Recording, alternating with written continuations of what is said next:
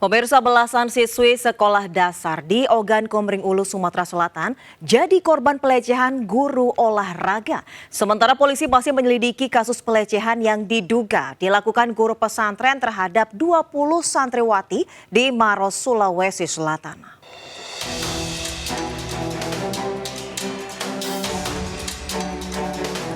Guru olahraga yang berstatus sebagai pegawai negeri ini harus mendekam di Mapolres Ogan Komering Ulu, Sumatera Selatan. Pria yang mengajar di salah satu sekolah dasar negeri ini ditahan setelah dilaporkan orang tua dalam kasus pelecehan. Modus pelaku berpura-pura memperbaiki gerakan siswi saat senam dan mengecek uang di saku seragam yang dikenakan muridnya. Bahkan tidak segan pelaku menyekap muridnya di kamar mandi saat ganti. Perbuatan yang dilakukan oleh tersangka ini sudah membuat trauma siswa karena hal-hal yang dilakukan oleh tersangka dalam mendekati siswa atau membetulkan gerakan kegiatan pada saat pendidikan olahraga. Mungkin kalau sanksi mungkin pemecatan dari VNS-nya itu Pak, sesuai dengan aturan yang berlaku di ASN.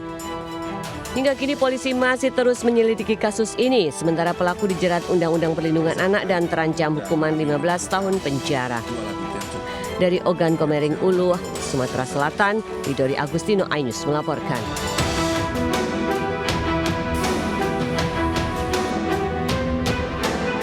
Satreskrim Polres Maros, Sulawesi Selatan masih menyelidiki kasus pelecehan santriwati oleh oknum guru pesantren. Terlapor pria berinisial AH 40 tahun saat ini masih diperiksa penyidik di Unit Perlindungan Perempuan dan Anak.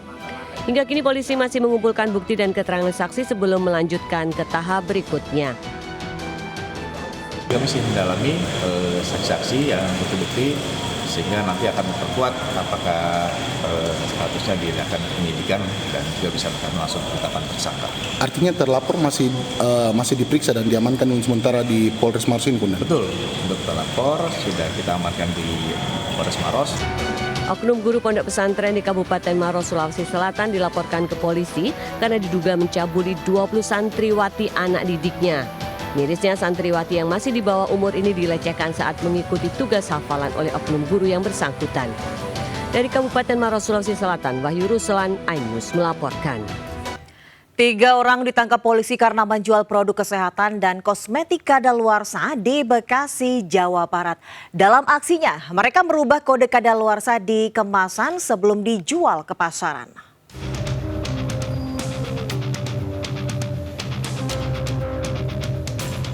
Unit Kriminal Khusus Polres Metro Bekasi menangkap 3 orang yang menjual sejumlah produk kadaluarsa secara online. Ketiga pelaku ditangkap di Desa Bahagia, Kecamatan Babelan. Ketiganya masing-masing RH sebagai pemilik yang menyiapkan dan menjual produk serta 2 orang karyawannya.